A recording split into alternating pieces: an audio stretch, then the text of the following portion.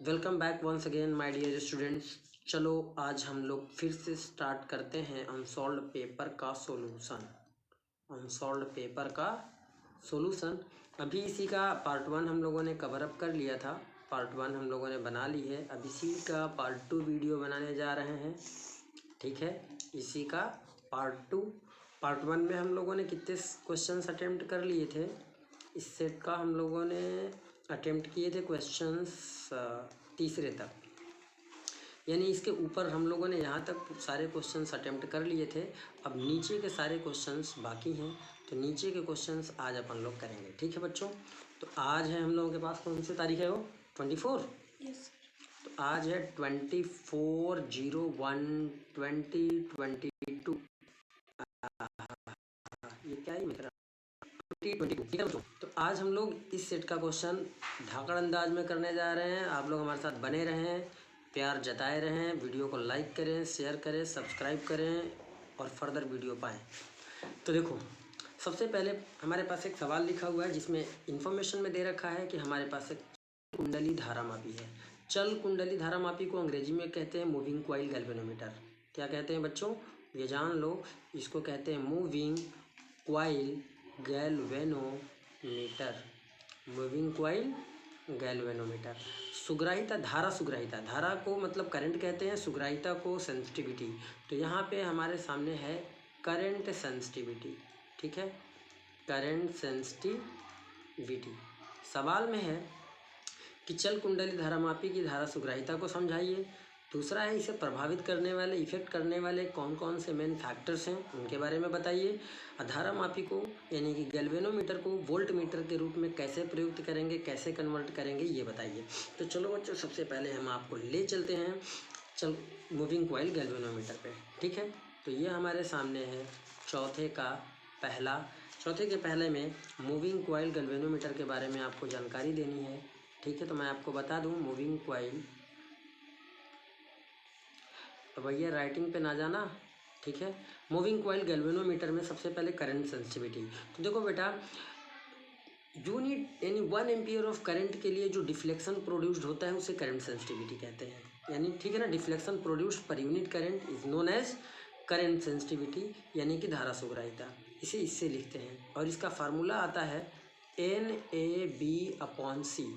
अब इसी फार्मूले से, ये करंट सेंसिटिविटी के फार्मूले से ही हम बता सकते हैं कि कौन कौन से फैक्टर जो हैं उनको करंट सेंसिटिविटी को इफेक्ट करते हैं, धारा सुग्राहिता को प्रभावित करते हैं। जैसा कि आप देख पा रहे हो, एन हमारा कॉइल का नंबर ऑफ टर्न है। मूविंग कॉइल गैल्वेनोमीटर में कॉइल जो यूज टर्म है, कॉइल में नंबर ऑफ टर्न्स जो होते हैं वो इफेक्ट करेंगे। यानी नंबर ऑफ टर्न को आप बढ़ाओगे तो इसके करस्पॉन्डिंगली आपका करंट सेंसिटिविटी भी इंक्रीज करेगा, क्योंकि ये डायरेक्टली प्रोपोर्शनल है, ऊपर ऊपर है ना।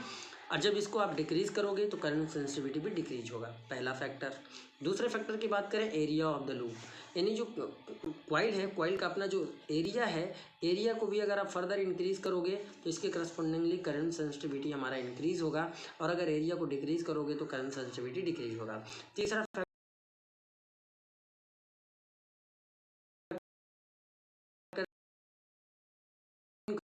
करोगे तो भी करंट सेंसिटिविटी हमारा डिक्रीज होगा। तो ये आपके सामने 3 ऐसे फैक्टर हैं जो मूविंग कॉइल गैल्वेनोमीटर के सेंसिटिविटी को इफेक्ट करते हैं। अब मूविंग कॉइल गैल्वेनोमीटर का ये फार्मूला है, यानी डिफ्लेक्ट, और ये फाई को, फाई यहाँ पे क्या होता है, डिफ्लेक्शन प्रोड्यूस। फाई क्या होता है बच्चों, डिफ्लेक्शन, ठीक है ना। तो deflection produced unit ampere of current is known as current sensitivity, धारा सुग्राहिता कहते हैं। तो ये हमारा हो गया। आगे इसी में दिया है कि धारा मापी को वोल्टमीटर के रूप में कैसे प्रयुक्त करेंगे। तो ये हम आपको बता दें कि मूविंग कॉइल गैल्वेनोमीटर को, यानी कि गैल्वेनोमीटर को, धारा मापी केवल लिखा है, यानी कि एक गैल्वेनोमीटर है। इस गैल्वेनोमीटर को जब मीटर के फॉर्म में कनेक्ट करना हो तो इसके साथ सीरीज में एक हाई रेजिस्टेंस आर कनेक्ट कर दिया जाता है। और अब ये जो हमारा अरेंजमेंट बना, ये हमारा वोल्टमीटर काम करेगा, की तरह काम करेगा, ठीक है। तो गैल्वेनोमीटर को वोल्टमीटर की तरह कन्वर्ट करने के लिए सीरीज में एक हाई रेजिस्टेंस कनेक्ट करना होता है। किसमें, सीरीज में एक हाई रेजिस्टेंस को आपको कनेक्ट करना है। बस तो आपको लिखना है कि if we want to made a galvanometer as a voltmeter, then high resistance connected with galvanometer in series. ठीक है, तो इस तरीके से आप कन्वर्ट कर लोगे। इसके बाद अगले सवाल पे चलते हैं। ये सवाल हमारा यहीं पे ख़त्म हो जाता है, फोर्थ हमारा यहीं पे ख़त्म हो गया। अब चलते हैं ये मीटर सेतु का सिद्धांत लिखिए, यानी मीटर ब्रिज का हमें प्रिंसिपल बताना है। मीटर सेतु से अज्ञात प्रतिरोध ज्ञात करने हेतु आवश्यक परिपथ आरेख बनाना है। चलते हैं। अब हमारे पास क्वेश्चन है मीटर ब्रिज का। ठीक है, तो ये हमारा आ गया फोर्थ का बी। अब इसमें है मीटर ब्रिज। तो मैं आपको बता दूं बच्चों कि जो मीटर ब्रिज हमारा होता है ये व्हीटस्टोन के प्रिंसिपल पे काम करता है। ठीक है ना, किसके प्रिंसिपल पे? व्हीटस्टोन के प्रिंसिपल पे काम करता है। व्हीटस्टोन के प्रिंसिपल पर काम करता है। ठीक है, मैं आपको लिख दे रहा हूँ, व्हीटस्टोन के प्रिंसिपल पर कार्य करता है। व्हीटस्टोन के प्रिंसिपल में आपने क्या पढ़ा है? ये पढ़ा है कि P/Q is equal to R/S। यानी कि अगर हमारे पास 4 रजिस्टर्स इस तरीके से कनेक्टेड, किसी क्या बोल लो उसको, स्क्वायर बोल लो या रेक्टेंगल बोल लो, उसके 4 साइडों में इस तरीके से कनेक्टेड हो कि उनके डायगोनल्स में हमारा 2 डायगोनल पे हम गैल्वेनोमीटर लगा दें और 2 डायगोनल के लॉन्ग अगर हम बैटरीज कनेक्ट कर दें तो एक डायगोनल के लॉन्ग आपको कोई करंट नहीं मिलता है। बैलेंस स्टेट में हमारे ये अरेंजमेंट इस तरीके से बनता है। चलो बना के मैं दिखा दे रहा हूँ व्हीटस्टोन में। तो व्हीटस्टोन में कुछ इस तरीके से होता है बच्चों कि अगर यहाँ पे एक रेजिस्टेंस मान लो लगा है, एक रेजिस्टेंस यहाँ पे लगा है, एक रेजिस्टेंस यहाँ पे लगा है और एक रेजिस्टेंस यहाँ पे लगा है। ठीक है, मान लो ये पॉइंट ए है, ये पॉइंट बी है और ये सी है और ये डी है। तो इन दोनों एंड पे अगर हम कोई वोल्टेज अप्लाई कर दें, ठीक है, और सी और डी के बीच में अगर हम एक गैल्वेनोमीटर से डिफ्लेक्शन मेजर करें और इसमें हमें, यानी इसमें हमें कोई करंट ना मिल रहा हो, गैल्वेनोमीटर में करंट अगर जीरो हो और इसको हम पी मान लें, इसको हम क्यू मान लें, इसको हम आर मान लें और इसको एस,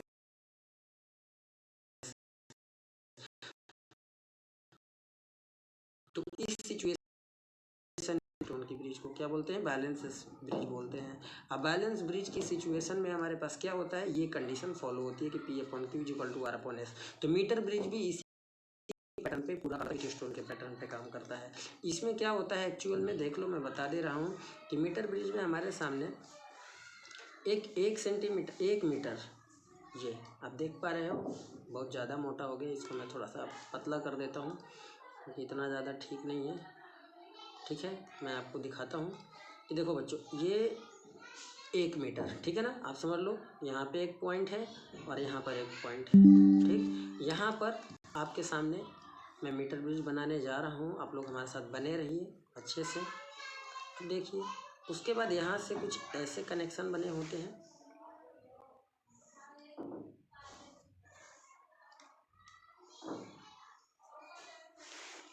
ऐसे कनेक्शन बना होता है। ठीक है, अब ये क्या है, कैसे है, इसको समझते हैं। आप हमारे साथ बने रहें, अच्छे से बने रहें, तभी समझ में आएगा, अन्यथा नहीं आएगा। देखो बच्चों, अब ये हमारा ए एंड है और ये हमारा बी एंड है। इस ए बी एंड पे बैटरी से, ठीक है, ये बैटरी देख रहे हो, बैटरी में हमने एक रिहोस्टेट लगा दिया और रिहोस्टेट के साथ हमने एक की लगा दी और की के साथ हमने इसको कर दिया कनेक्ट। ये की है, ये रिहोस्टेट हो गया और ये प्लस और माइनस ये हमारी बैटरी हो गई। ठीक है, बैटरी के साथ हमने बी में कनेक्शन दे दिया और यहाँ से करंट हमारा एक फ्लो हो रहा है।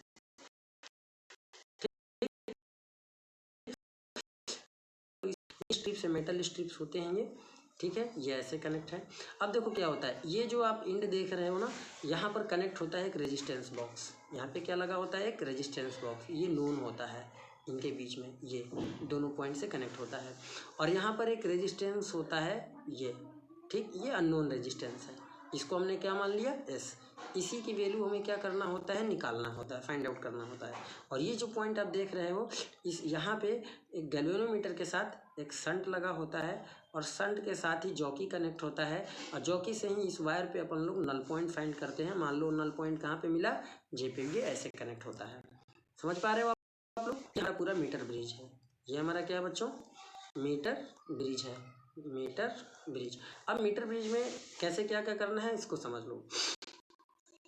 नल पॉइंट पहले उसके बाद यहाँ से जॉकी को इस पर मूव कराते हैं स्मूथली और उस पॉइंट को सर्च करते हैं जहाँ पे हमारा गैल्वेनोमीटर का करंट जीरो हो।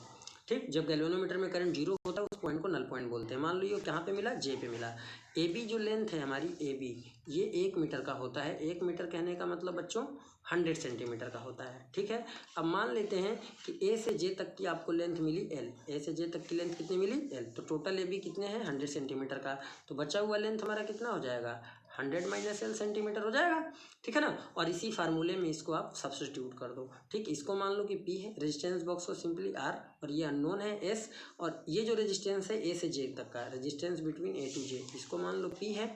अब वायर के केस में हम लोग पढ़े हैं कि क्या होता है, रो एल अपॉन ए, और रेजिस्टेंस ऑफ जे से लेके बी तक ये मान लो, आप मान लिया क्यू है। क्यू की वैल्यू रो एल अपॉन ए, रेजिस्टेंस का ये फार्मूला होता है कि रो यानी specific resistance length upon area of cross section of the wire. तो ए भी तो हमारा वायर है ना, तो इसलिए उसकी रेजिस्टिविटी, ठीक, लेंथ ऑफ द वायर ए से जे के लिए, क्योंकि रेजिस्टेंस निकालना है ए से जे को, जिसे हमने किससे रिप्रेजेंट किया, पी से, और एरिया ऑफ क्रॉस सेक्शन हो गया। उसी तरीके से अब जे से बी की अगर हम बात करें तो इसका लेंथ हमारा 100 माइनस एल है, तो यहाँ आ जाएगा 100 minus L divided by area of cross section. ठीक, अब ये वैल्यू हम क्या करेंगे, यहाँ पे रख देंगे। तो पी की जगह हमने रख दिया rho L upon A, Q की जगह रख दिया rho 100 minus L upon A, R upon S, R की जगह तो हमने आर ही रहने दिया, और एस की जगह हमारे पास तो वैल्यू अननोन है, ये हमको निकालना है।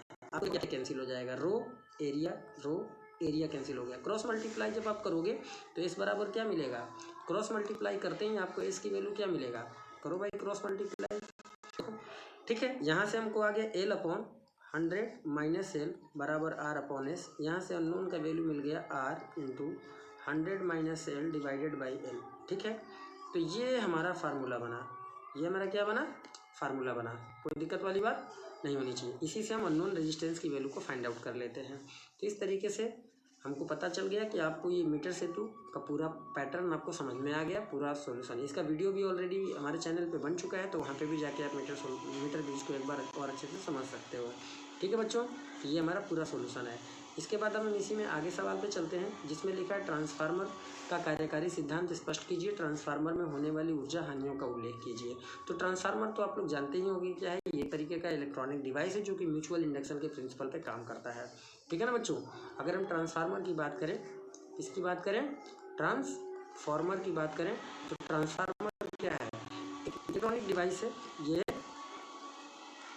इलेक्ट्रॉनिक डिवाइस है which work on the principle of mutual induction, which work on the principle of mutual induction। ठीक है ना, म्यूचुअल इंडक्शन के प्रिंसिपल पर काम करता है। देयर आर टू कॉइल्स, ठीक है, in which two coils, primary and secondary. ठीक है ना, सबको पता है। तो primary and secondary, there are two coils. तो ये सारा सिस्टम है कि सबसे पहले मीटर, और लिखा है ट्रांसफार्मर का कार्यकारी किस तरीके से काम करता है, जिसमें आप ये भी बताया कि दो टाइप का होता है, और किस वर्क करता है कि वोल्टेज को कम से ज़्यादा करता है, और करंट वोल्टेज को कम से ज़्यादा करता है, वोल्टेज को ज़्यादा से कम करता है। ये दो टाइप का होता है, स्टेप अप और स्टेप डाउन। ठीक है, तो जो स्टेप अप ट्रांसफार्मर होता है, स्टेप अप, तो स्टेप अप क्या काम करता है, लो वोल्टेज को हाई वोल्टेज में कन्वर्ट करता है, और इसके करस्पॉन्डिंगली अगर करंट की बात करोगे तो जस्ट उल्टा काम करता है। करंट के केस में उल्टा करता है। ठीक है ना, कि करंट हमारा हाई होगा, ठीक है, करंट को हमारा क्या करेगा, लो कर देगा। स्टेप अप, जो स्टेप डाउन होता है बेटा, डाउन ट्रांसफार्मर, ये क्या करता है, इसका काम क्या है कि हाई वोल्टेज को लो वोल्टेज में कन्वर्ट करता है। हाई वोल्टेज को किस में कन्वर्ट करता है, लो वोल्टेज में कन्वर्ट करता है। ठीक है, यानी कि करंट के केस में उल्टा, कि करंट यहाँ पे क्या होगा, लो होगा, तो करंट लो को क्या कर देगा, हाई करंट में कन्वर्ट कर देगा। ठीक है, ये चीज़ आपको ध्यान रखना है, ये काम करता है। और इसमें दो तरीके के हमारे कॉइल होते हैं। ठीक है, ये इस तरीके से कुछ अरेंजमेंट होता है कि ये हमारा कोर है, एक कॉइल हमारा इधर होता है और दूसरा कॉइल हमारा इधर होता है। ठीक है, ये हमारा प्राइमरी है और ये हमारा सेकेंडरी है। प्राइमरी के इंड पर हम लोग क्या देते हैं, प्राइमरी का ये जो इंड है यहाँ पे, ये जो आपका इंड है यहाँ पे हम लोग इनपुट वोल्टेज अप्लाई करते हैं, इनपुट वोल्टेज या करंट, ठीक है, इनपुट वोल्टेज और करंट मान लो। ये जो सेकेंडरी इंड आपको देख रहे हो ये और ये, ठीक, इसमें ज़्यादातर लोग ऐसे भी लगा देते हैं, ऐसे कर दिया और इसको ऐसे लिख दिया, इसको लिया आर एल। आर एल का मतलब होता है लोड रेजिस्टेंस, यानी कि इन दोनों ये जो पॉइंट आप देख पा रहे हो ए और बी मान लो, यहाँ से आउटपुट लेते हैं, क्या लेते हैं, आउटपुट वोल्टेज ले लिया जाता है। तो यहाँ पे 2 कॉइल होता है और ये जो आप हिस्सा देख रहे हो ना, ये ट्रांसफार्मर का कोर है। ये क्या है, ट्रांसफार्मर का कोर है। तो ये हमारा कुछ इस तरीके का ट्रांसफार्मर का सिंपल फिगर होता है। ये हमारा ट्रांसफार्मर का क्या है, सिंपल फिगर है, एक ओवरव्यू है, ठीक है। तो इस तरीके का होता है। अब इसमें आपसे पूछा गया कि कितने क्या क्या होता है, कितनी तरीके की लॉसेज होते हैं। तो लॉसेज की बात करें अगर बच्चों, तो इसमें एडी करंट के फॉर्म में लॉस होता है, हिस्टैरिसीस लॉस होता है, मैग्नेटिक फ्लक्स के लॉसेज होते हैं। तो इस तरीके से यहाँ पे लॉसेज हमारे होते हैं, ठीक है। तो बेसिकली थ्योरी का पार्ट भी है, आप लोग बुक में भी इसके आंसर्स आप इजीली फाइंड आउट कर सकते हो, और वैसे भी मैंने आपको काफ़ी आंसर्स इसके बारे में बता दिया कि क्या क्या होता है। अब हम बात करते हैं इसके बाद अगले क्वेश्चन पे, जिसमें लिखा है कि किसी प्रकाश संवेदी सतह पर, प्रकाश संवेदी का मतलब फोटो इलेक्ट्रिक सरफेस है, ठीक है ना। आपतित प्रकाश का मतलब हो गया इंसिडेंट लाइट, ठीक है। आपतित का मतलब होता है इंसिडेंट, लाइट का मतलब ये। तरंग दैर्ध्य का मतलब होता है वेवलेंथ, तरंग दैर्ध्य का मतलब होता है बच्चों वेवलेंथ। ये दे रखा है 6000 एंगस्ट्रॉम से घटकर मतलब रिड्यूस होकर 5000 एंगस्ट्रॉम हो जाने पर उत्सर्जित प्रकाश इलेक्ट्रॉनों की अधिकतम, उत्सर्जित का मतलब इमिटेड फोटो इलेक्ट्रॉन्स, प्रकाश इलेक्ट्रॉन का मतलब फोटो इलेक्ट्रॉन्स की अधिकतम गतिज ऊर्जा मतलब काइनेटिक एनर्जी 0.46 इलेक्ट्रॉन वोल्ट से बढ़कर इतना हो जाती है। सतह के कार्यफलन, प्लांक नियतांक, डेली तरंगदैर्ध्य की गणना करें। कार्यफलन का मतलब होता है बच्चा वर्क फंक्शन, क्या, वर्क फंक्शन, ठीक है, वर्क फंक्शन आपको निकालना है, वर्क फंक्शन। प्लांक नियतांक मतलब एच, प्लांक कांस्टेंट। डेली तरंगदैर्ध्य का मतलब होता है, डेली तरंगदैर्ध्य निकालना है, यानी कि थ्रेशोल्ड वेवलेंथ निकालना है। इसका मतलब हो गया थ्रेशोल्ड वेवलेंथ निकालना है, ठीक है, थ्रेशोल्ड वेवलेंथ निकालना है। ये बात आप ऐसे समझ लो। अब चलो कैसे निकालना है, क्या करना है, ये समझ लो। तो वेवलेंथ आप देखो कहाँ से कहाँ तक इंसिडेंट रेडिएशन का रिड्यूस कर रहा है, 6000 एंगस्ट्रॉम टू 5000। तो चलो वापस आते हैं सवालों पे, ठीक है। जो भी हमारा नया क्वेश्चन है, इसमें क्या क्वेश्चन कह रहा है, क्वेश्चन में ये कह रहा है कि हमारा कोई वेवलेंथ λ1 है 6000 एंगस्ट्रॉम, और यहाँ से ये रिड्यूस होके कोई λ2 तक पहुँच गया, कितना, 5000 एंगस्ट्रॉम तक हो गया। इसके करस्पॉन्डिंग जो हमारा काइनेटिक एनर्जी दे रखा है 0.46 इलेक्ट्रॉन वोल्ट दे रखा है, और इसके करस्पॉन्डिंग जो काइनेटिक एनर्जी दे रखा है क्वेश्चन में 0.875 दे रखा है, ठीक है। तो 0.875 इलेक्ट्रॉन वोल्ट दे रखा है। पहला पार्ट इसमें पूछा है कि वर्क फंक्शन बताइए, वर्क फंक्शन को W से रिप्रेजेंट करते हैं। दूसरे में पूछा है कि प्लांक कांस्टेंट की वैल्यू बताइए। तीसरे में पूछा है कि थ्रेशोल्ड वेवलेंथ बताइए, ठीक है ना। तो क्वेश्चन में इतनी सारी चीज़ें हमसे पूछ लिया है, और 2 अलग अलग वेवलेंथ दे रखा है, 2 अलग अलग काइनेटिक एनर्जी दे रखा है। इसके करस्पॉन्डिंग ये दे रखा है, इसके करस्पॉन्डिंग ये दे रखा है। तो अब हम कैसे वर्क फंक्शन निकालें। देखो बच्चों, आइंस्टाइन का जो इक्वेशन था वो क्या था कि जो इंसिडेंट रेडिएशन है which is equal to work function plus kinetic energy, ठीक है। अब और मैक्स प्लांक के अकॉर्डिंग जो इंसिडेंट रेडिएशन का फार्मूला होता है वो क्या होता है, एच न्यू, जिसको कि आप लोग HC/λ भी कह सकते हैं, ठीक है ना। तो पहला पार्ट अगर तरीके से निकाल सकते हैं। एक तो हमें एच का फार्मूला मतलब एच ऑलरेडी एक कांस्टेंट टर्म है, जिसको कि ऑलरेडी क्वेश्चन में बोला है कि निकाल के बताओ, ठीक है ना। माफ़ी चाहेंगे बच्चों। तो मैं आपको बता दूं कि सबसे पहले या तो हम एक काम कर सकते हैं कि भाई एच ही पहले निकाल लें, फिर वर्क फंक्शन निकालें, क्योंकि क्वेश्चन में हमारे सामने एच भी बोला गया है, जबकि एच की वैल्यू फिक्स होती है, तो वो भी निकाल सकते हैं। और दूसरा हम इस फार्मूले का इस्तेमाल करके, क्योंकि इंसिडेंट भाई वेवलेंथ हमको पता ही है, तो इंसिडेंट रेडिएशन की एनर्जी निकाल लेंगे, और काइनेटिक एनर्जी इसके करस्पॉन्डिंग दे ही रखा है, तो इसी यहीं से हम लोग वर्क फंक्शन निकाल लेंगे कि वर्क फंक्शन बराबर incident energy minus kinetic energy, ठीक है ना बच्चों।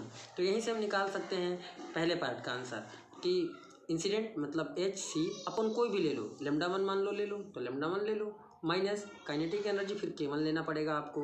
तो इस फार्मूले में आप वैल्यू रखो सारा और उसके बाद आंसर निकाल लो। मैं बता देना चाहूँगा कि H का जो वैल्यू होता है बच्चों, H जो कि ऑलरेडी निकालना है, इस H की वैल्यू होती है 6.6 इंटू 10⁻34 जूल सेकेंड। ठीक है, ये हमारा H की वैल्यू होती है। दूसरे पार्ट में लेकिन H इन्होंने बोला है कि निकाल के बताओ। चलो वो भी मैं बताता हूँ कि दूसरे पार्ट वाले सवाल का जवाब हम लोग कैसे करेंगे, H निकालेंगे कैसे। तो हमारे पास ये फार्मूला है, आप क्या करो रख दो यहाँ पे कि HC/λ1 बराबर W, क्योंकि वर्क फंक्शन मेटल का बदलेगा नहीं। ठीक है ना, वर्क फंक्शन हर एक मेटल का फिक्स होता है, चाहे इंसिडेंट रेडिएशन या उसके करस्पॉन्डिंग फोटो इलेक्ट्रॉन्स की एनर्जी कुछ भी। तो वर्क फंक्शन हमारा कांस्टेंट कर दिया, काइनेटिक एनर्जी अब के लिए हमारा एनर्जी का फार्मूला हो गया Hc/λ2, Hc/λ2 is equal to work function plus kinetic energy K2। एक इक्वेशन ये मिला और एक इक्वेशन ये मिला। आप क्या करो, इक्वेशन 1 में से इक्वेशन 2 को घटा दो। जब 1 में से 2 को घटाओगे तो Hc आपको कॉमन मिल जाएगा, आ जाएगा 1/λ1 माइनस 1/λ2 बराबर वर्क फंक्शन कैंसिल हो जाएगा, यहाँ से बच जाएगा K1 माइनस K2। ठीक है, यहाँ से H ही तो आपको निकालना है, सिंप्लीफाई कर लो इस इक्वेशन को आप सिंप्लीफाई कर लो, आपको H की वैल्यू ऑटोमेटिकली निकाल आएगी। अब मैं बताता हूँ कि थ्रेशोल्ड वेवलेंथ कैसे निकालना है। तो देखो बेटा, थ्रेशोल्ड जब वेवलेंथ की बात आ गई तो वर्क फंक्शन से थ्रेशोल्ड वेवलेंथ निकलेगा कि work function is also energy. तो यहाँ लिखा जाता है H न्यू नॉट। ठीक, H न्यू नॉट का मतलब C/λ0। ठीक है ना, वर्क फंक्शन तो आपका निकल ही गया, क्रॉस मल्टीप्लाई कर लो, यहाँ से λ0 निकाल लो। λ0 ही आपका क्या है, थ्रेशोल्ड वेवलेंथ है। λ0 आपका क्या है, थ्रेशोल्ड वेवलेंथ है। तो λ0 की वैल्यू आपकी कितनी आ जाएगी, λ0 की वैल्यू आपकी आ जाएगी वर्क फंक्शन, देखो क्रॉस मल्टीप्लाई कर लो तो Hc/वर्क फंक्शन। तो इस फार्मूले से यानी पहला आपको वर्क फंक्शन जो मिलेगा, Hc को वर्क फंक्शन से आपको डिवाइड कर दोगे, थ्रेशोल्ड वेवलेंथ की आंसर आ जाएगा। तो सबको आपको पता चल गया होगा कि पहले स्टेप में क्या करना है। आप पहले स्टेप में इस फार्मूले से वर्क फंक्शन निकालना है Hc/λ। H की वैल्यू इतनी यूज कर सकते हो आप, ठीक है, या फिर आप एक काम कर सकते हो कि सबसे पहले H निकालो इस फार्मूले से जो कि हमने आपके सामने लिख रखा है। ठीक है ना, इन दोनों फार्मूले से H की वैल्यू सिंप्लीफाई करके निकालो। λ1 पता, λ2 पता, K1 पता, K2 पता। और एक सबसे जरूरी और इन्फॉर्मेटिव बात यह है कि आपके सामने जो E2 दिया है वो इलेक्ट्रॉन वोल्ट में दिया है, इसको जूल में आप कन्वर्ट कर लेना। और लैम्डा में जो एंगस्ट्रॉम दिया है ना, इस एंगस्ट्रॉम को अगर आप हटा के मल्टीप्लाई लिखोगे तो 10⁻⁻10 मीटर हो जाएगा। ध्यान रहे, इस एंगस्ट्रॉम को हटा के 10⁻⁻10 लिख दो तो ये मीटर में हो जाएगा। और जब Hc/λ1 में रखोगे तो एनर्जी आपको जूल में निकल के आएगी। किसमें निकल के आएगी, एनर्जी जूल में आएगी, क्योंकि E बराबर Hc/λ जब निकालोगे तो एनर्जी जूल में मिलेगा। और काइनेटिक एनर्जी इलेक्ट्रॉन वोल्ट में दिया है, तो पता होना चाहिए कि 1 इलेक्ट्रॉन बराबर 1.6 इंटू 10⁻⁻19 जूल होता है। ठीक है ना, इतना होता है। तो इस वैल्यू से हमारा काइनेटिक एनर्जी निकलेगा प्रॉपर, क्योंकि इसी में यानी ये जो आपके सामने लिख रखा है इसमें इलेक्ट्रॉन वोल्ट को हटा के ये वैल्यू मल्टीप्लाई कर दो। 1 इलेक्ट्रॉन वोल्ट की वैल्यू इतनी, 2 इलेक्ट्रॉन वोल्ट की कितनी, ट्वाइस हो जाएगी। वैसे इतने की वैल्यू तो ये वैल्यू और ये वैल्यू पकड़ के मल्टीप्लाई कर दो, यानी इसको पकड़ के, ठीक है, आपको क्या करना है, इस वैल्यू को पकड़ के इस वैल्यू के साथ मल्टीप्लाई कर दो, तुरंत आंसर आपको आ जाएगा जूल में। उसके बाद ही आप कैलकुलेशन करना, वरना सबसे ज़्यादा दिक्कत यही होता है न्यूमेरिकल में कि बच्चे यूनिट का कन्वर्जन का ध्यान नहीं देते हैं और सोल्व करने बैठ जाते हैं और आंसर्स गलत आते हैं। तो इससे आपका आंसर इसका निकल आएगा। अब हम आगे क्वेश्चन में चलते हैं, जिसमें दे रखा है ऊर्जा बैंड डायग्राम के आधार पर चालक को चालक एवं अर्धचालक में अंतर स्पष्ट कीजिए। जैसा कि ये सवाल आप देख पा रहे हो, ठीक है ना। एनर्जी बैंड डायग्राम, चालक मतलब कंडक्टर, कुचालक मतलब इंसुलेटर, अर्धचालक मतलब सेमीकंडक्टर। तो देखो अब हम बात करते हैं, वैसे मैं यहाँ लिख दूँ, कंडक्टर होता है बेटा, ये कंडक्टर है, ये इंसुलेटर है, ये इंसुलेटर है और ये सेमीकंडक्टर है। ठीक है, सेमी कंडक्टर है, मैं इतना ही शॉर्ट में लिख दिया हूँ। तो देखो, अगर एनर्जी बैंड के कॉन्सेप्ट पे अगर आपको ये सब पता करना है, ठीक है, तो इसका वीडियो मैंने ऑलरेडी डाला हुआ है, आप लोग चैनल पे जाके चेकआउट कर लेना। तो एनर्जी बैंड के लिए अगर मैं बात करूँ तो देखो, मान लो ये हमारा एक कंडक्शन बैंड है। तो कंडक्टर के केस में क्या होता है कि कंडक्शन बैंड और वैलेंस बैंड के बीच में कोई गैप नहीं होता, यानी ऊपर वाला आपका कंडक्शन बैंड है और ये वैलेंस बैंड है और ये दोनों बीच में ओवरलैप कर रहा है, तो ये हमारा कंडक्टर के लिए होता है। ठीक है, यानी इनके बीच में कंडक्शन बैंड और वैलेंस बैंड के बीच में कोई गैपिंग नहीं होती है। वहीं जब हम इंसुलेटर की बात करते हैं तो ये इंसुलेटर की अगर हम बात कर रहे हैं, ध्यान देना, तो ये देख लो, ये इतना बड़ा गैपिंग है, इसको एनर्जी गैप बोला जाता है। ये एनर्जी गैप ग्रेटर देन होता है 3 इलेक्ट्रॉन वोल्ट से, 3 इलेक्ट्रॉन वोल्ट से बड़ा होता है। यानी कंडक्शन बैंड और वैलेंस बैंड के बीच में इतना ज़्यादा गैपिंग होता है, ग्रेटर देन 3 इलेक्ट्रॉन वोल्ट से। तो ये हमारा इंसुलेटर का केस है, ये एनर्जी बैंड के आधार पर ये इंसुलेटर है। जबकि वहीं हम सेमीकंडक्टर की बात करें तो ये हमारा कंडक्शन बैंड है, ये हमारा कंडक्शन बैंड है, और ये पड़ोस में इसके नीचे हमारा वैलेंस बैंड है। इसके बीच के ये जो एनर्जी गैप है, जिसे ईजी कहा जाता है, which is less than 3 electron volt, तो 3 इलेक्ट्रॉन वोल्ट से कम होता है। तो ये है हमारा सेमीकंडक्टर। ठीक है, समझ में आया बच्चों? तो ये है हमारा सेमीकंडक्टर। तो इसका भी आंसर आपको पता चल गया। ठीक है, इस क्वेश्चन का आंसर भी आपको पता चल गया। अब इसके बाद है हमारे पास ये वाला क्वेश्चन। तो ऐसा है ना, ये सब काफ़ी पोर्शन इसमें थ्योरेटिकल दे रखे हैं। ठीक है, तो छोटा छोटा ही वीडियो बनाते हैं हम आप लोगों को, ताकि ज़्यादा बड़ा ना हो, वरना आपको भी काफ़ी ख़राब लगेगा कि सर एक साथ लेंदी वीडियो बना देते हैं, देखते नहीं बनता है, काफ़ी लंबा हो जाता है। तो हम चाहेंगे कि छोटा छोटा वीडियो बनाए, छोटा छोटा में आप समझो, ज़्यादा अच्छा रहेगा, क्योंकि बड़ा हो जाता है तो आप लोग देखते भी नहीं हो और हम लोगों की मेहनत बेकार हो जाती है। तो हम नहीं चाहेंगे कि हमारा मेहनत बेकार हो। इसका पार्ट 3 भी हम आपको लेके आएंगे कल। आज के एपिसोड में बस इतना ही, आज की वीडियो में बस इतना ही। फिर मिलेंगे नेक्स्ट वीडियो में इसी के पार्ट 3 को लेकर। ठीक है, तब तक के लिए जय हिंद बच्चों, अपना ध्यान रखना।